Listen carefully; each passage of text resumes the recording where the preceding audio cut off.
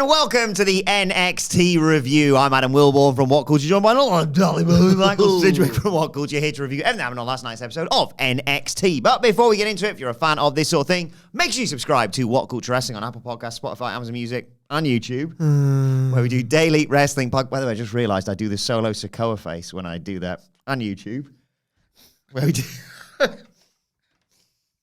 where we do daily wrestling podcasts where we not only review the show formerly known as NXT 2.0, but also Friday Night SmackDown, AEW, Dynamite, AEW Collision, pay-per-views, premium live events. We have interviews, roundtable discussions, and a roundup of the week complete with a really good quiz, of course, on WrestleCulture. As I said, though, joined by Michael Sidgwick to review last night's episode of NXT. What a fun show this was. I tell you what, there were two things on this show that I really enjoyed, one of which... I'm telling you now, if something on AEW Dynamite tonight is better than this thing I watched on NXT this morning, I'll be delighted. Yeah. I don't expect it to happen, mind you. I will be delighted. I didn't hate this at all. I know. I'm winning you over this week slowly, aren't I? Let's not go nuts. There was something on the show that ruled. And even the main event was like... What over delivery that was. There was a couple of cool things in this main event, and there was one thing so bad that, while dangerous, was also very funny. You know what I'm talking about, right? I think so. I think so. Yeah. This show last night, I watched it, and it finished with that, like I say, over a delivery of a main event. And I was like... That's my show right there. That's people say, like, why do you watch this show? I can't be watching this nonsense. What's NXT favorite? A little bit of everything on last night's show. Variety. Exactly. Let's get into it. Oh, actually, I knew this show was going to be good within the first 20 seconds, probably. After we got the recap of last week and Backstage and what have you, Hank and Tank are heading into the arena. Okay. This was good. And they are approached by Ava, she's got the surname, Shock's daughter, general manager of NXT, and... they're obviously furious. Hank and Tank are furious at Dark State for everything that's happened, and they want to get their hands on them. They've got the tag title match, of course, at NXT. I like it warm, don't like it this warm. Very apt for today in Gateshead, by the way, that. But she says, I know you want to fight Dark State, basically. I haven't got the verbatim thing written down, but let's try it out. She says, I know you want to fight Dark State. I know you want to fight Dark State. But don't get involved in tonight's main event. But don't get involved in tonight's main event. And as Michael Sidgwick is exactly demonstrating right now, unfortunately, she had something in her eye, which meant that Hank and Tank thought she was winking to tell him, do get involved, actually. This was... cinema. Brilliant, wasn't it? This was genuinely... I mean, it's one of the oldest gags in the book. Yeah. To set it up. And Ava's so hopeless that she could not have done... This is the best thing she's ever done, and she didn't even do it right. What I mean by that and the award goes to... What I mean by that is she made it look like... I looked at her and goes, oh, she got something in her eye. She couldn't nail the subtleties of going like that. Like, there's a Seinfeld episode, right? Called, I don't know what it's called. Maybe it's because it's always like the something. Maybe it's called The Squint.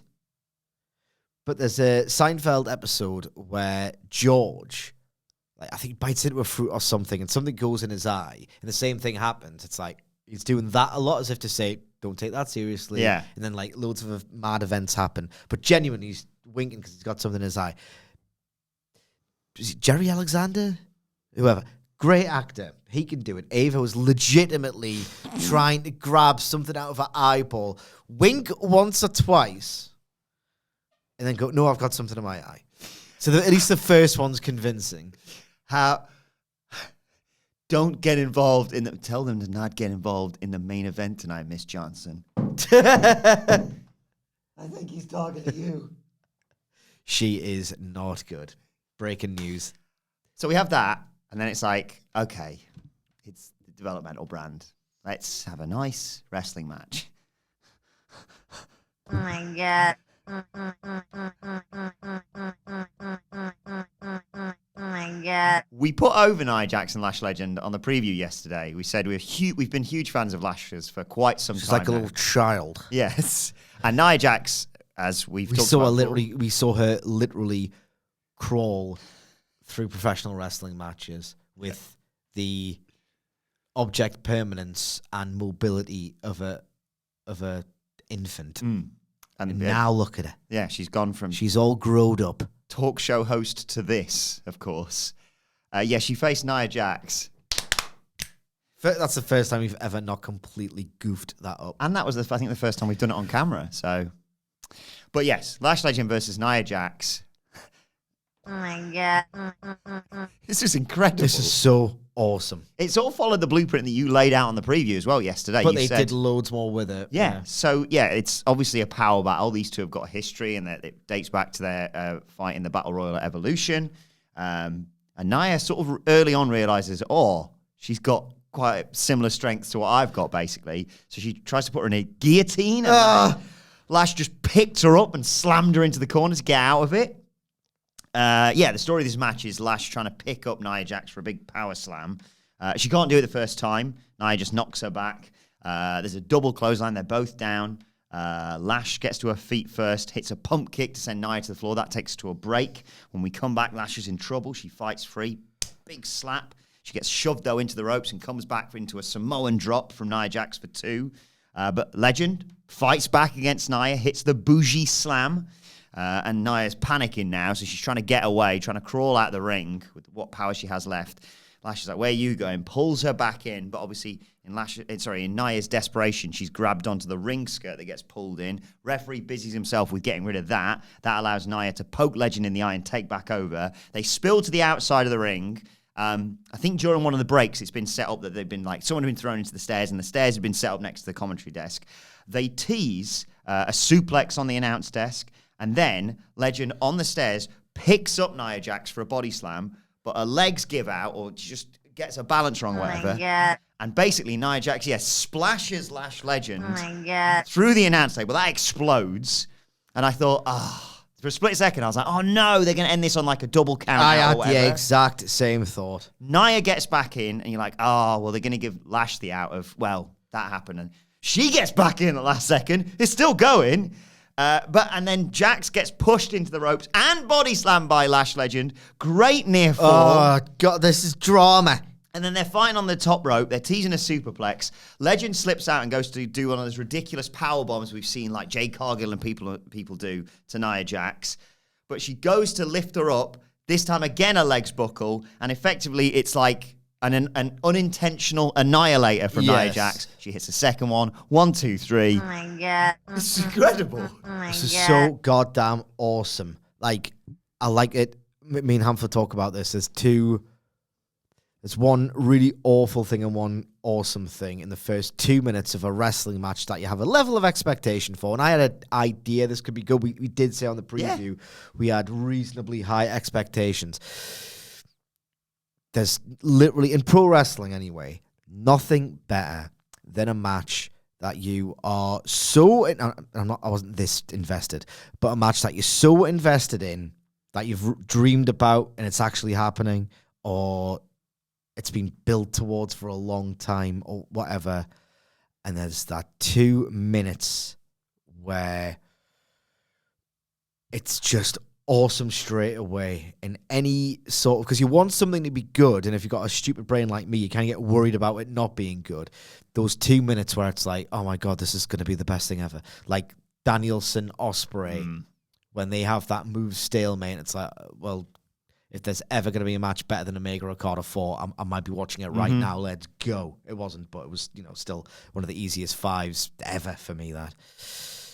And the other thing is when, and usually it's longer than 2 minutes, but you get to that 5 minute mark and you're like, come on, lads. Yeah. Come on. This had the first thing for me, because that,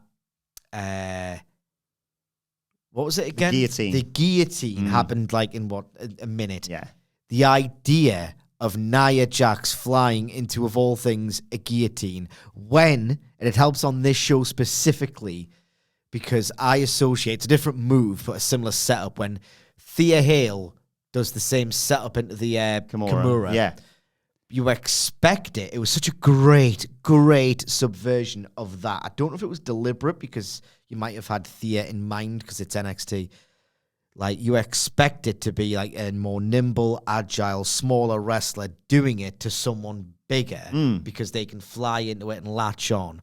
Nia Jax doing this, I lost my mind. I lost my mind at that spot.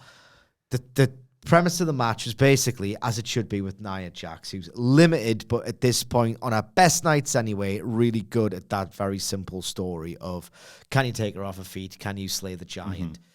The beauty of this one is, like, rather than doing like the Hogan Andre, where he goes for a couple of attempts, then it's heat. I'm not saying it was better or more iconic pancakes, waffles, people than Hogan Andre, but they take that formula and just modernize it by going to that spot again. In this case, more was more. The goddamn count out tease was amazing, and they made exquisite use of the idea of, we said on the preview again yesterday, and it's not like a huge insight. When this sort of thing happens, like a main rosterer comes down to do business with someone from NXT, often you'll get, I win one, you win one.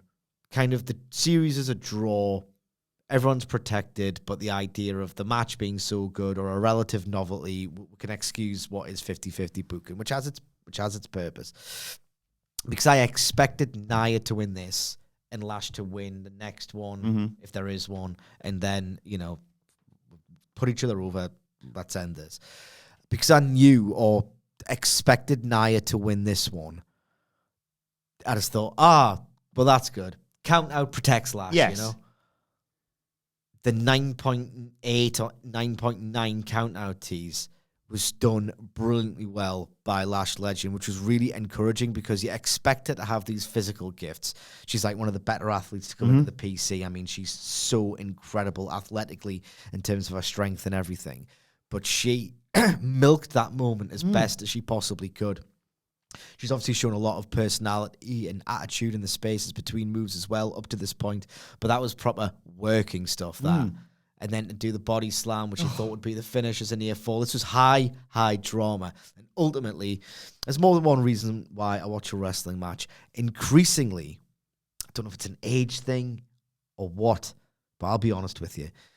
I rarely get, Hangman Mox did it to me. This does happen on occasion, but my emotional investment in a pro wrestling match, I've not felt it for a few years. I think it's because the Feds was the babyface promotion for a while. That was a dystopia.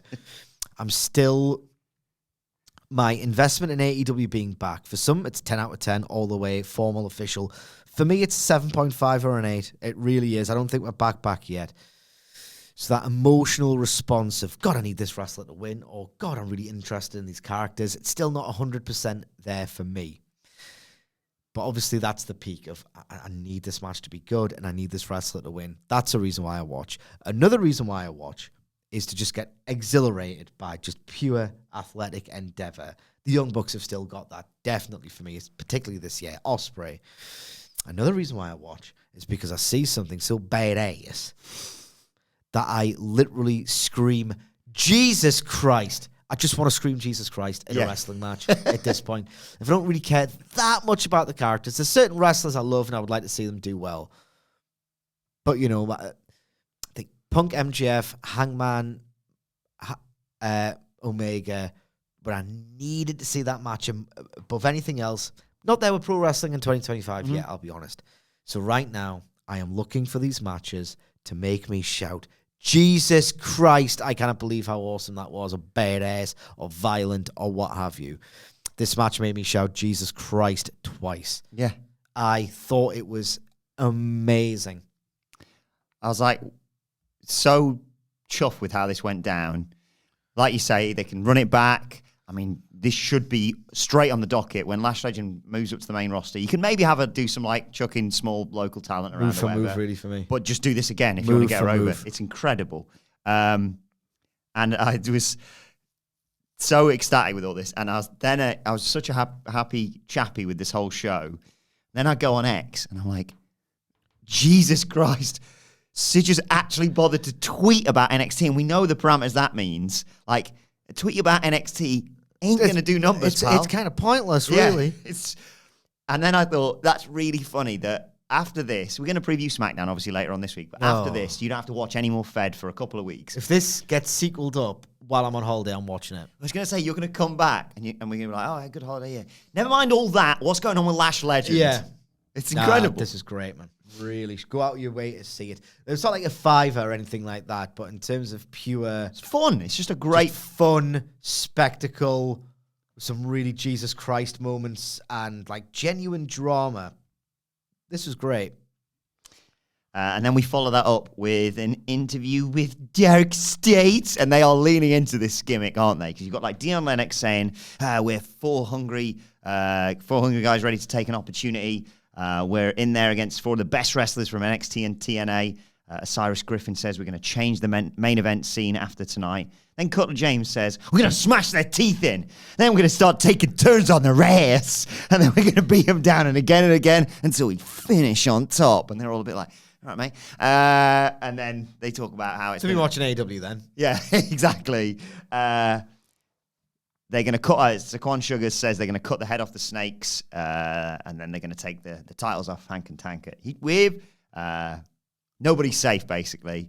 But I was like, yeah, they've acknowledged that Dark State can't be just this sinister thing. They need a bit of a banter edge. Yeah, they're going to the Solo Sikoa and then inevitably Alistair Black route. More on that on Friday, hopefully. I should hope so. Today, at the end of the working week, everyone needs a laugh after going through that, don't they?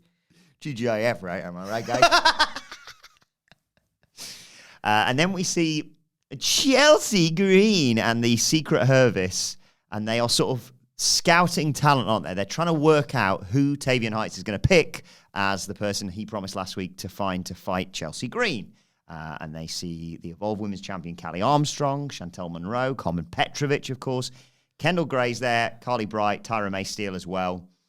You have a funny bit with Hank and Tank dressing up and being shooed out of there by Stevie Turner. Both of Ava's assistants actually kept busy by Hank and Tank later on, so I might need your help with a little bit of that. Anyway, she recognizes the talents, the wrestling ability of Kendall Gray, and she decides that's the one I think that he's going to pick. So it was... Go on. I was going to say, it was a bit of a weird... I know she lost her way at one point. She seemed to go in slow motion as she was talking to Alba Fire about Kendall Gray. And I don't know what was going on, but I was like, okay. I think it's because she was like, well, if it isn't Kendall Blue. That was it. And then Alba Fire. Yeah. It's like, it's Kendall Gray. Kendall Gray, the one and only. Chelsea Green's fun still. Yeah. And then say his name and he appears. We believe in Joe Hendry. It was him terrible versus Charlie Dempsey with Ren Sinclair there. Obviously, with the talents that both these men have, there's a lot of counter wrestling earlier on.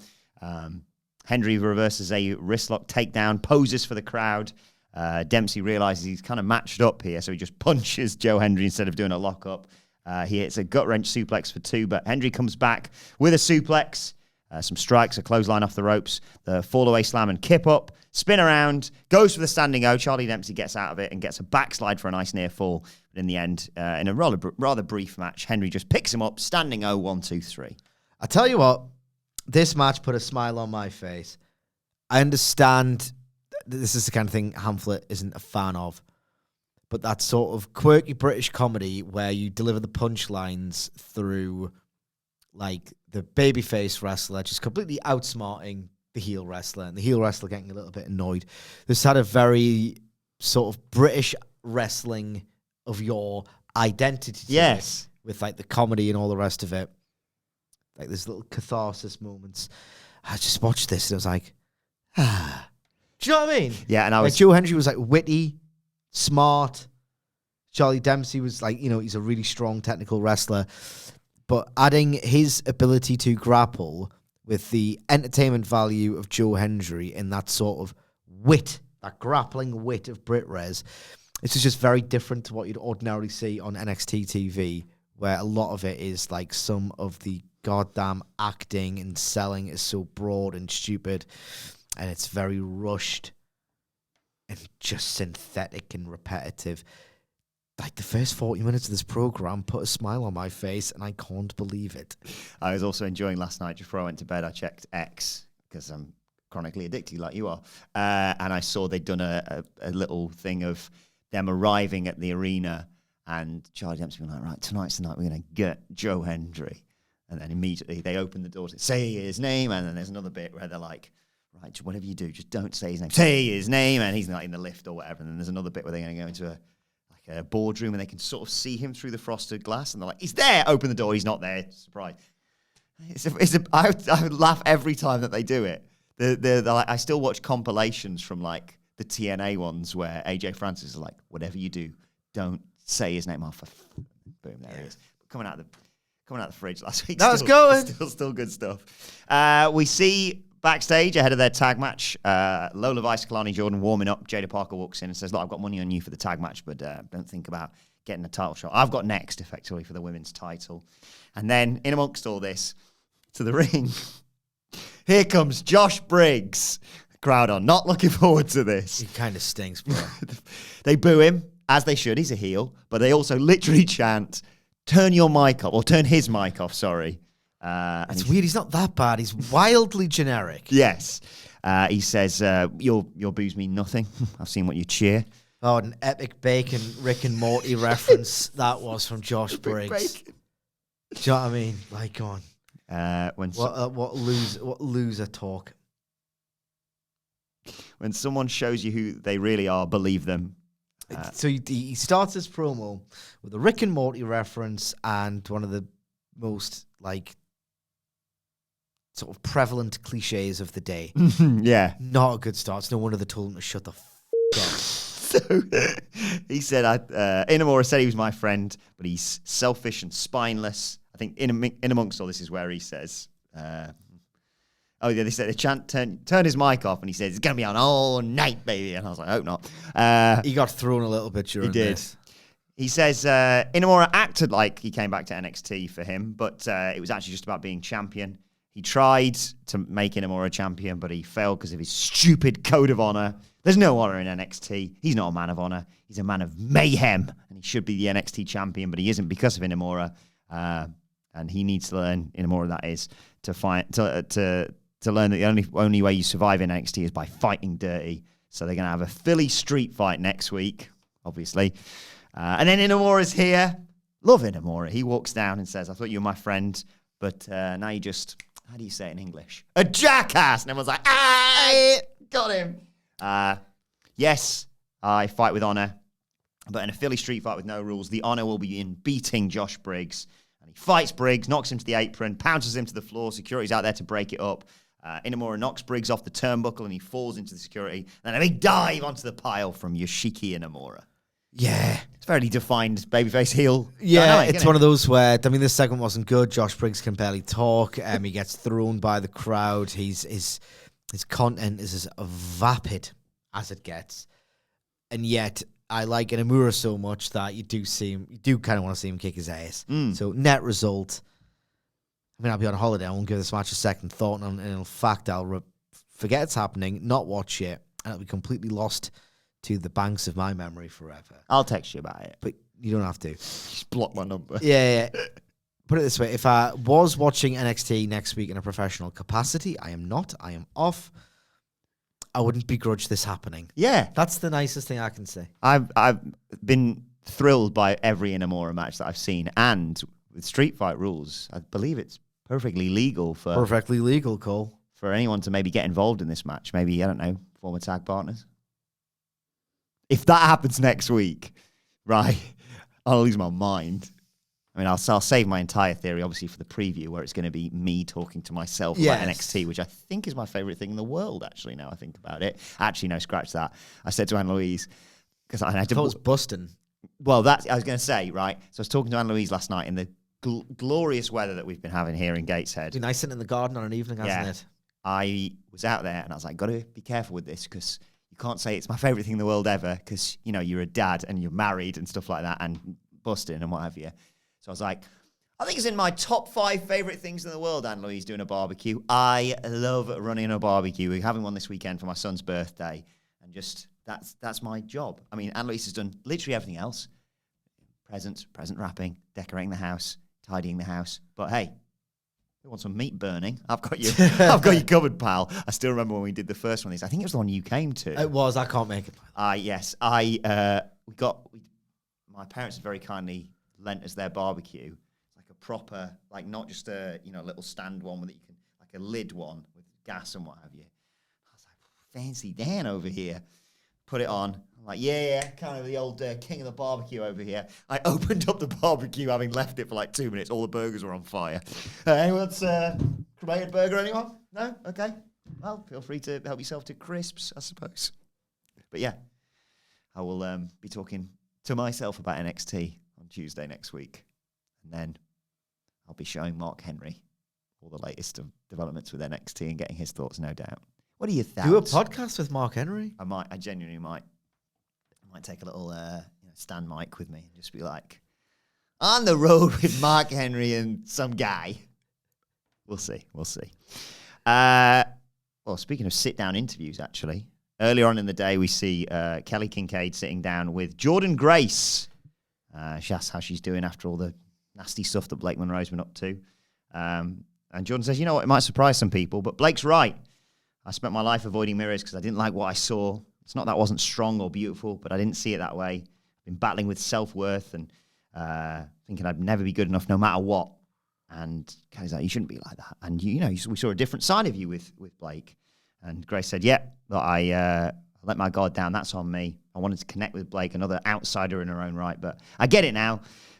We both share the same weakness, but Monroe's is wrapped up in a designer confidence. She doesn't think she's good enough. So instead, she tears down other people so she can feel good.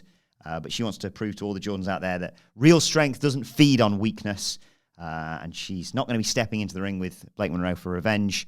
She's trying to prove that all champions can come in all sizes, and she's going to silence her doubters at NXT with I like it warm, don't like it this warm. Here's something. I thought WWE's bid to caught a bit of controversy, tell this type of story by saying, Jordynne Grace, you used to look like someone who should have body confidence issues, was like, are you that desperate for material that you're drawing on what someone used to look like, even though she looked great all along? Yeah. For a wrestling style and da-da-da-da. Here's something, okay.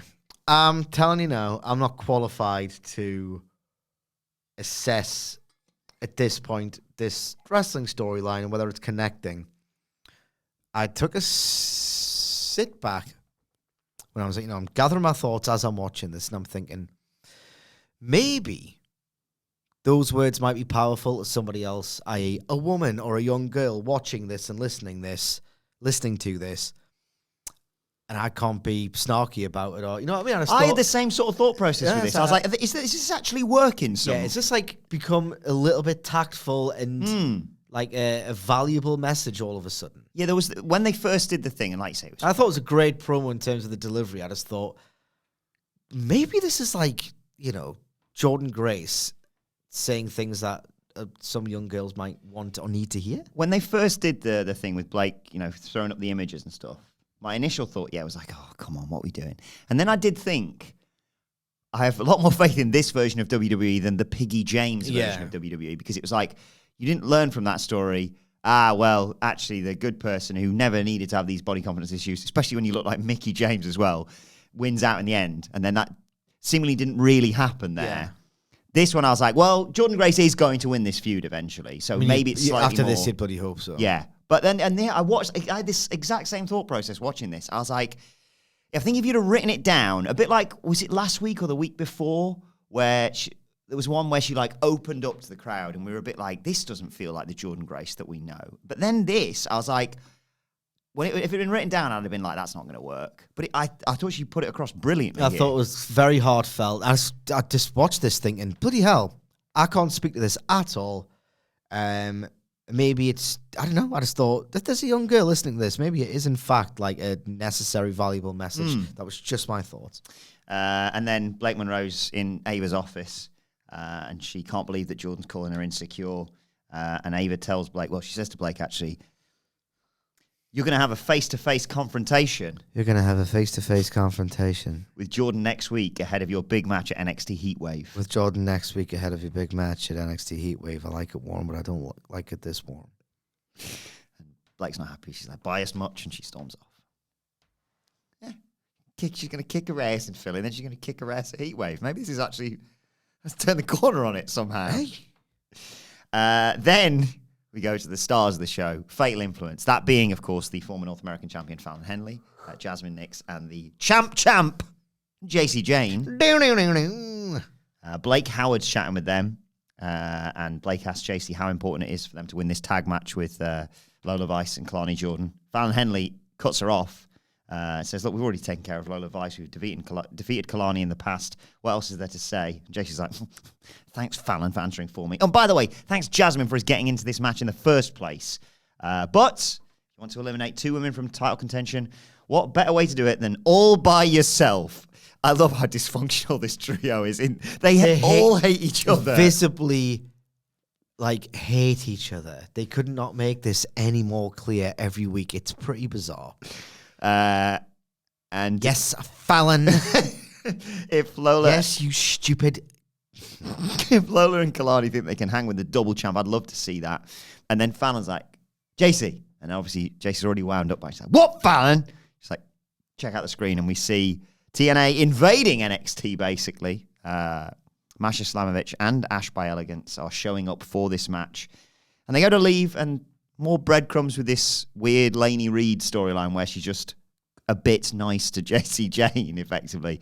So I assume when she inevitably drops these titles and Fatal Influence absolutely implodes, at least she'll have Lainey Reed in her corner, one would assume. Yeah. But I do like I want them to keep accidentally accruing titles. Just, I hate you, but this sort of works, actually. Yeah. Speaking of can they coexist, we see in the locker room the 4 lads who are going to be taking on Dark State later on in the show. Oba is kind of trying to get the troops together. Says, look, I know we'll never be friends, but tonight we have to coexist against Dark State. We need to rectify this problem. We're not just... Only Oba can say this, and I think, yeah, no one else could say we're not just 4 men. We're the alpha males of our species. I'm like, God damn you are, Oba Femi. Absolutely right. Moose agrees. Says, look, we don't have to be friends, but I want to beat up Dark State, obviously. And Javon's like, Trick's not saying much, is he? He's just not even paying attention. And Trick's like, look, it is what it is. You're all getting L's. Moose at TNA Emergence, Javon next week in Philly, Oba at Heatwave. But let's go kick the race. And in amongst all this, Hank and Tank, for some reason, come in spraying pesticide or something, presumably to sort of... What were they doing this for? I was trying to work out what this was, whether they were just trying to sneak a listen or... Like for strategy? Yeah, or to try and make sure that Dark State's going to get their asses handed to them. Regardless, they are chased out there. Obviously, Stevie Turner chased them away earlier. And another one of Ava's assistants, who I can't remember the name of. It's Robert Stone. Gets rid of them here. But yes, this was very much a show with Hank and Tank peppered throughout. Indeed. Because surely it would just be... It does sort of make you ponder when someone interferes in a wrestling match, another wrestler. When did they decide to do it? Because in my cynical head, it's yeah, right, okay. Well, the rhythms of a modern wrestling match are fairly obvious these days. Yeah, they're trading they're doing signatures and counters now. Yeah. Is it near the finish? We could have done this earlier, but... They've kicked out 3 finishers, which, in theory, should have been the end of the match. Yeah, but we all know that there's got to be at least one... Do you want to go out now? Nah, let's have the fans have a little bit of fun with this first. Because we're heels and we want that to happen. You know, it's dumbass stuff. What I didn't get was, why are they in a disguise? It's the locker room. They can be in there. They're tag team champions. NXT stupid, bro. Or were they banned from the building? Maybe I missed Ava banning from the building when she was doing the wink thing at the beginning. Hence why they had to dress as Soul Ruka and Zarya, and then guys doing pesticide in the locker room for some reason, and then just run out anyway. Maybe the gist was people are expecting us to interfere, and maybe they'll take us out before we get the chance. So we'll just throw them off the scent by being right next to them in disguises that barely conceal our identities. Hank and Tank, though, we'll kind of let it slide. Anyone else would be like, that's ridiculous, but Hank and Tank. I don't know why I'm saying wait. Hank and Tank. Hey, You all right. Then we got the tag match. It was Fatal Influence represented here by former North American champion Fallon Henley. And, of course... JC Jane. What? I was waiting for you to finish your drink to say JC Jane because I didn't want you to go... JC Jane. We see, as I mentioned earlier, Ash by Elegance and Masha Slamovich watching from the crowd. Back and forth early on. Kalani Jordan comes in. They try a double suplex. That's blocked by Fallon Henley, who's unquestionably, in my opinion, the star of Fatal Influence. Kalani chases Fallon around the ring, but gets nailed by a big boot by JC Jane to take us to a break. And when we come back, Kalani's still in trouble. There's a boot choke going on. Kalani gets out of a Fallon attack with a big boot. They try a double backdrop and Kalani lands on her feet, brings in Lola Vice. She just kicks the crap out of both of them, puts them in opposite corners, does a little hip shake, hip smash to Fallon, hip smash to JC, snap suplex, Kobe gets 2. Kalani comes back in and basically hits Wasteland from Wade Barrett, goes up top, but JC and Jasmine distract her. Fallon catches her with a body slam.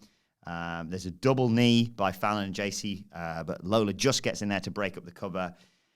Takes out Fallon, does a Lola Vice, and Jasmine has distracted the ref, and Lola Vice nails JC Jane with a huge spinning back fist, effectively winning the match for her team.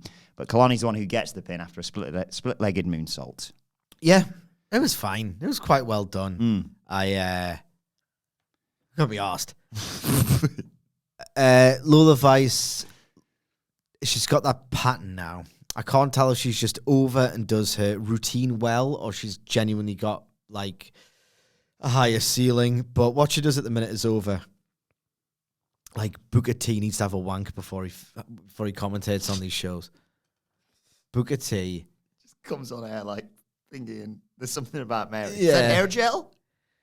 Booker T needs to relieve himself before he comes on these shows because he's gooning like crazy out there.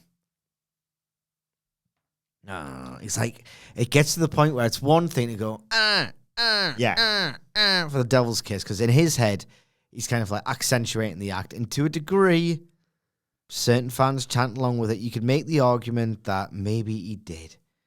I was repulsed, frankly, but now it's like he keeps making these barely perceptible, like, horned up noises. Is this why they've got a 3-man booth? Because it's like, we'll have 2 commentators and a gooner, basically. Yeah, because like, he's not like trying to make his gooning a part of the show anymore. Like, he doesn't even realise his headset's on. Yeah, like Lola Vice will just shake her ass, and Booker T's like, oh. You know what I mean? He's one step away from, I wish I was the ring ropes. God, I wish I was. Look, you're a former world heavyweight champion. Oh, yeah, well, I wish I could trade all that for be a ring rope.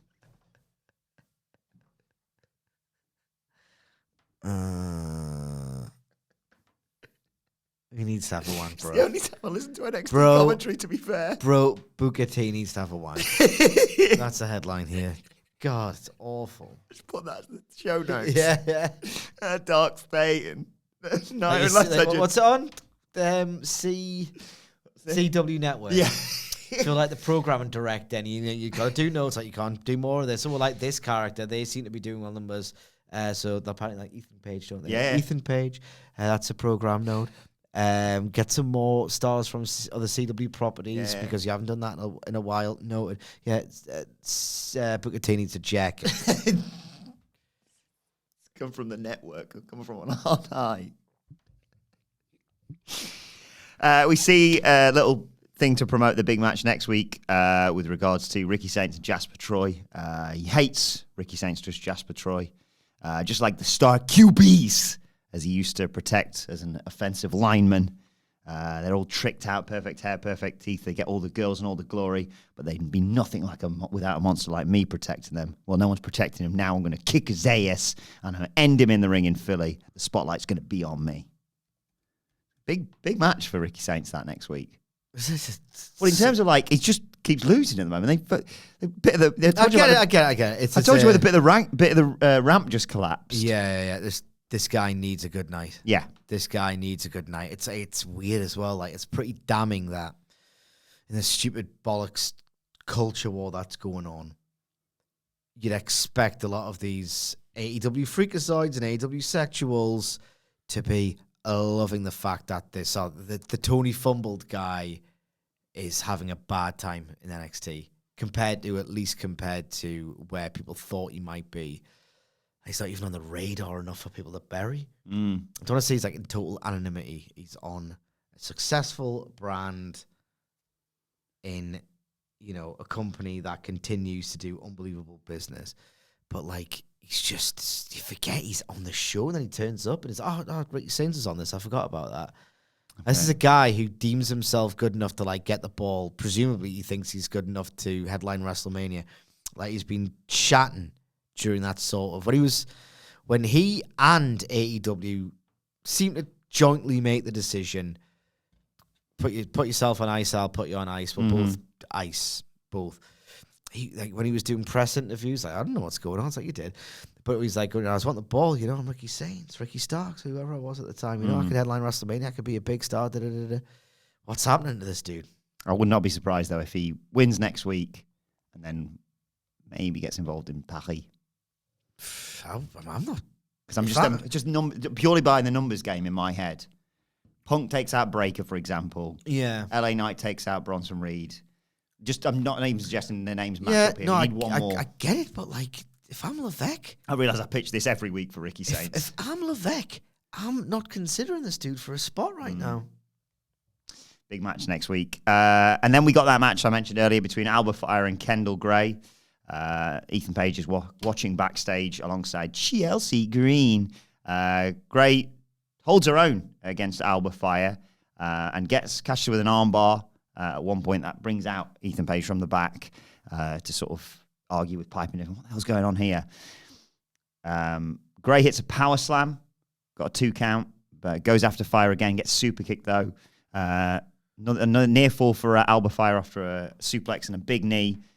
Gray gets Alba up on her shoulders, but Alba targets the eyes and hits the firebomb to get the 1-2-3 and defeat what they thought was Ethan Page, was Tavian Heights' pick. Yeah, I mean, look, not really to it, other than for a level of experience, Kendall Gray's clearly got something. Yes, absolutely. So post-match, Ethan Page grabs a mic and says, look, the Canadian standard of excellence will always be one step ahead. Out comes Tavian Heights. And he's like, love her, but Kendall Gray wasn't my pick, by the way.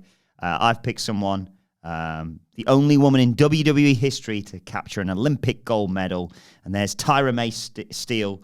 She comes up and grabs Page with a waistlock, tries to suplex him. He escapes, but the Secret Service eat it from Tyra May, and then Tavian rolls Page back in, and he gets hit with a huge German suplex and celebrates with Tavian Heights. She's from, obviously, one of the big LFG stars. I tell you what, I thought Ethan Page selling for her was genuinely really funny and really committed. He looked terrified. It was a bit over the top, but my God, he did his job. Yeah, looks like that. Ethan Page is better right now than Ricky Starks. Yeah. It's crazy. Again, sorry to go over old ground. Fatal Influence are arguing again. This time they're on the way to Ava's office. And Ava is chatting to George Iceman, who we've seen before, the concierge. He's got a good Montreal voice, hasn't he? Mm-hmm. He's there representing Ash by Elegance. Disappointed we didn't get to hear the conversation because Ava had just got off the phone with Santino Marella. I mean, imagine if we could have had that played out in front of us. Yeah. But anyway, it's Heat Wave. I like it. Well, I'm not liking this one. She's putting her title on the line, the TNA one, I believe, against Masha Slamovich and Ash by Elegance in a triple threat. And George Iceman tells JC to start counting the days. The Knockouts title is going to finally become Elegant. JC tells Ava to ban George from NXT. And Ava says, I overheard you arguing Fatal Influence. I overheard you arguing Fatal Influence. And so to diffuse the tension... Next week, you can have a 6-woman tag team match. Against the Elegance brand. But you're devastated you're going to miss that. No. Morning, dear. Yep. Another lovely day of holiday. But before we do anything else, 1 second. I am looking forward to this. This is a bit of me as well. Chelsea Green are backstage with Paige. They're stressing out about fighting two Olympians, understandably. But only Chelsea Green, again, is the sort of person who can get away with this. She goes, got it. Next week, we're going to sign a peace treaty between the United States and Canada in Philly. And Paige has connections in Parliament to make it happen. I mean, that's absolutely stupid. But yeah. it's one of those where it's so stupid. In this setting, I kind of went... Yeah. I kind of went like this. I went... That was me too. Oh, sorry. Oh, God. What? Big phone call. Obviously, this time I next didn't week. hear any ring, though. So. I know, I've got it on silent. I'm professional. But I'm going to take this phone How call do you notice regardless. then? I just watched on the watch. It went off on the watch. It didn't, though, because I didn't hear that neither. It's just a little vibration, mate. You wouldn't be able to hear it. So I've got it. Sorry, I've really got to Who take is this. it? It's Mark Henry, obviously. You know what's funny is that the amount of time we started talking now, they're probably hung up. Is it still ringing? Yeah, I'll ring it again now. It's ringing again. I'll just take this. Hello, Mark. Yep. 1 second. I'm just going to take this to sort out all the plans for the... sorry, Mark, 1 second. Sort out all the plans for our 9-date tour that's coming up, kicking off, God, a week today in Glasgow. Yeah, I'm just telling them now, Mark. Yeah, tickets at dice.fm.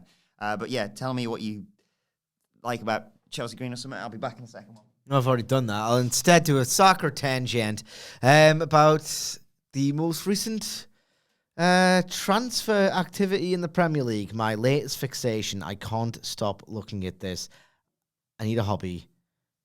My children need their daddy. And I'm not there for them emotionally because I'm just obsessed with transfer rumours. It's got to a point now. This is the stage of the Newcastle rumour cycle. You get told a player is of interest. They then sign for a bigger club. You then read that you have instead gone for an alternative target isn't necessarily, as good as the player you were originally linked with, but who only wanted, I hate you, Fabrizio Romano, who only wanted Man U, Chelsea, City, whoever. And then you think, well, there's drawbacks to potentially signing this player, those drawbacks being da-da-da-da-da. But then it's weird. I'm very different with football than I am with wrestling. I'm weirdly optimistic and have copium with football instead of wrestling. And you think, actually, no.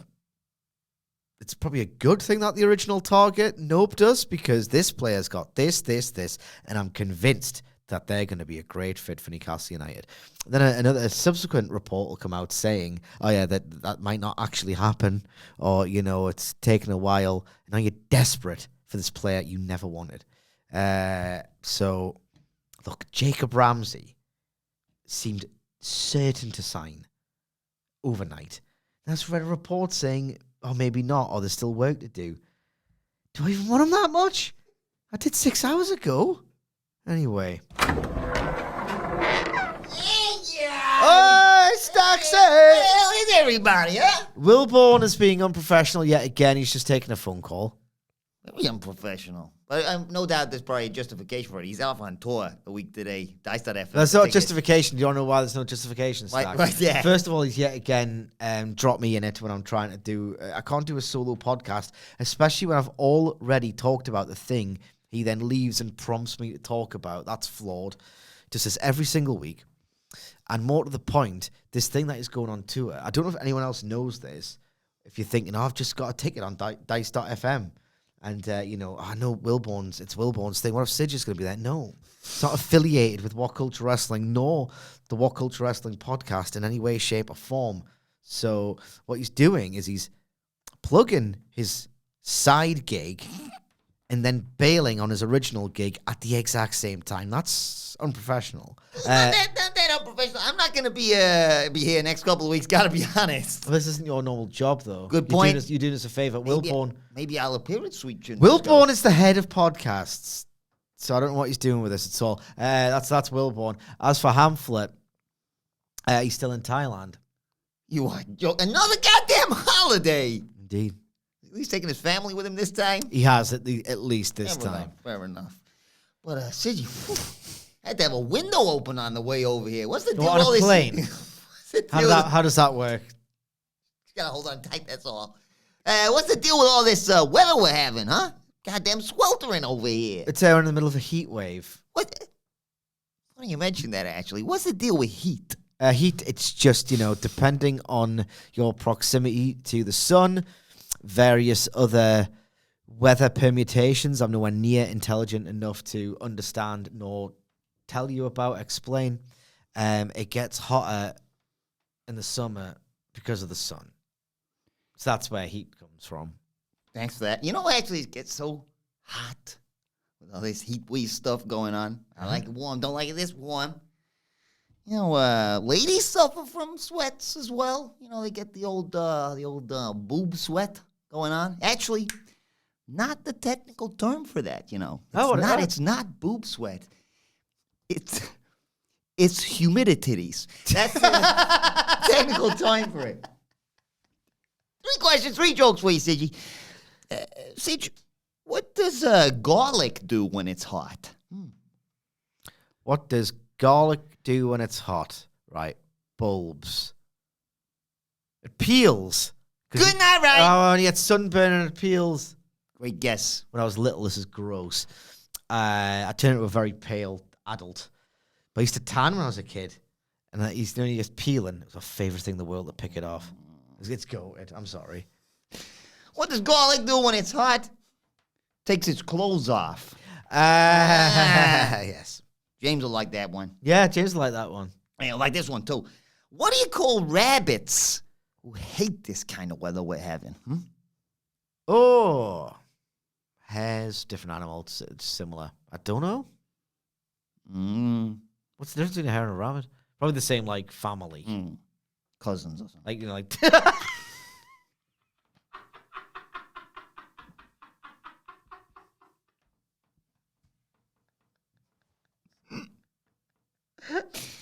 Oh, it's really tickled me that. So say this up. What do you call rabbits who hate this kind of weather we're having, huh? So I'm just trying to think of a semantic field and then do wordplay off that. Bunnies.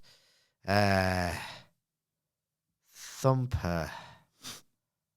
I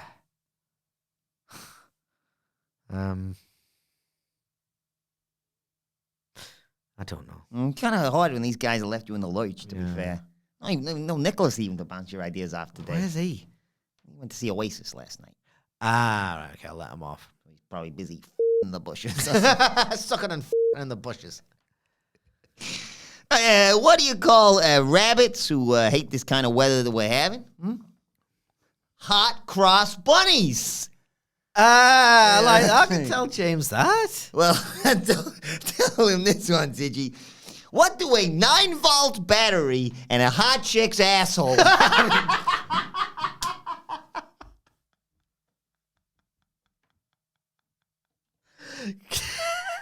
A hot chick's asshole. What do a 9-volt battery and a hot chick's asshole have in common?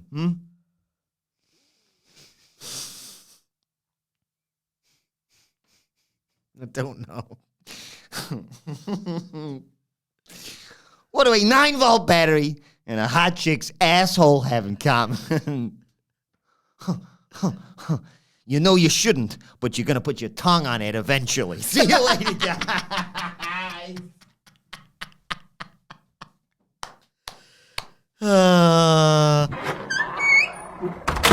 Bye, Steph. Yeah. I'll see you next week, mate. Sorry about that. Sorry, how things going? You missed Dax, man. Oh, good. You're right. He's on top form, man. Glad to hear it. Where are we? Oh, main event of the evening. Good stuff. And what a main event this was. It was good and bad at the same time. Dark State. It's just so much better than the mediocre offerings you get on the show every single week. That's Dion Lennox, Osiris Griffin, Quan Sugars, and Cutler James versus the best of the best, as they were dubbed by commentary. Obafemi, Trick Williams, Moose, Javon Evans. All big brawl. Javon kicks it off with a big punch. And they all sort of spill out of the ring. I think it was Sugars and Sugars and Javon Evans, who kicked us all off. And Evans just starts running wild. Springboard Rana to send Sugars to the outside. Dion gets taken down. Oba clotheslines Cutler over the top. Moose sends Osiris to the floor. Sugars gets picked up by Oba and thrown onto the guys of Dark State. And then Moose and Oba, look at Trick, who's like, what do you want from me? And they pick him up and throw him onto Dark State. Oh my God. Really fun. Great spot. And the bit where he walked back in, seemingly angry, and then was like, hey, great work, guys. That's the break spot. When we come back, of all people, Obafemi's in trouble. He's being really tested by Osiris Griffin, who did look huge against Oba. But he hits a body slam, brings in Evans, and, well, I love Javon Evans. I'm always terrified for him when he does this, though. Dion Lennox runs in, gets hit with a super kick. Evans dives over the top. I thought he was just going to hit the turnbuckle. He just completely bypasses that. Dives over the top of that onto Sugars on the outside.